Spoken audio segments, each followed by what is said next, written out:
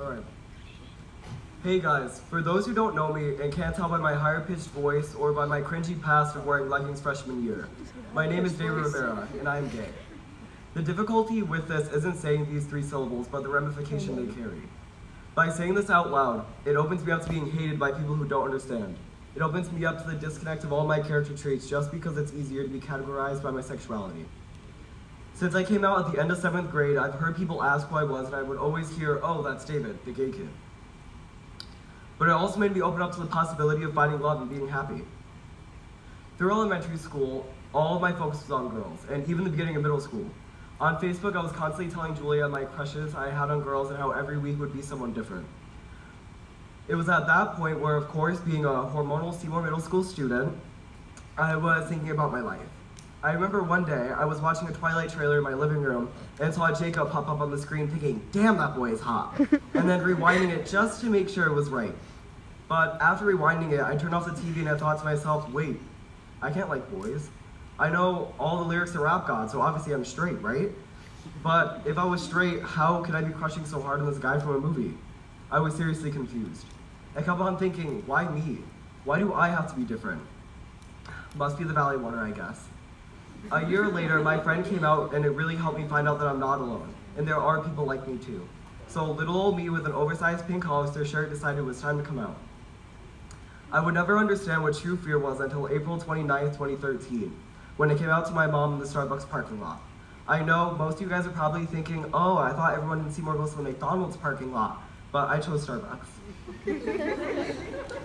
That day, I called up my friend Emily Alves and had her come to get food in Starbucks with my mom and I, so I'm not alone. If anybody knows Emily, you already know she's the queen of hyping people up, so there she was in the back of the car motivating me every step of the way. The plan was in action. We're going to McDonald's, we're gonna sit and eat, and I'll come out. Until my mom decided to go through the drive-thru. Well, I mean, I wasn't really complaining. I guess I'm not coming out today, I texted Emily. And she looked at me and said, "You can do this, David." We pulled up to the Starbucks parking lot, and as we parked, I took a big breath and opened the door, and Emily and I screamed, "I'm gay!" and slammed it shut. I ran inside with Em crying. I mean, I cried like it was the end of Pocahontas. I cried until my face hurt. I was a nervous wreck and wondered what her reaction would be like. But I was finally true to myself. When I got back into the car, it was quiet for a minute until my mom looked at me and said, "David, I know." To be honest, it was surprising. It wasn't surprising since every year I would ask for an easy bake oven on my Christmas list and even littlest pet shops. But still, if I had known that, I would have saved myself from the embarrassment of crying in front of the barista at Starbucks. I was and still thankful of how understanding she was through it all. The one quote I remember her saying to me in the car was, "I love you. Just because you came out doesn't change you as a person. It makes you a stronger one. You are brave, and for that alone, I love you. Not because you are gay, but because you are my son." I kept quiet because I thought about being gay would cause people to distance themselves from me. It ended up being my friends really didn't care. My friends understood that my personality was the same even though the gender I liked wasn't. Their reactions were pretty similar. "Oh, okay, so you're gay, cool, nice. Thank God you can finally give me your opinions on guys now. Damn, I wish you were straight." And most important was, "Aw, David, I love you." The thing that I've learned is that you don't have to know the opening song to RuPaul to be gay or play a lot of sports to be straight. I know the song when RuPaul enters the stage because it's an amazing show, but let's be honest though, these stereotypes are tired and are just terms that separate people into categories. So who cares what ear I pierce or music I listen to? I'm not telling everybody who is confused, lesbian, gay, bisexual, or transgender that are in the closet to come out.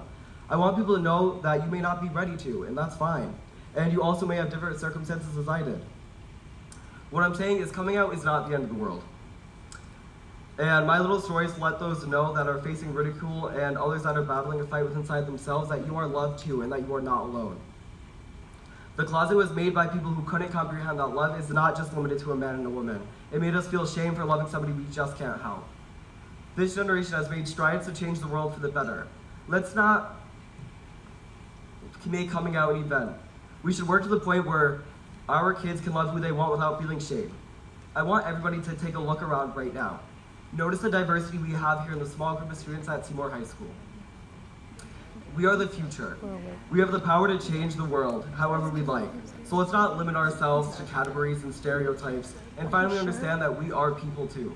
Sincerely, the straightest gay person you know.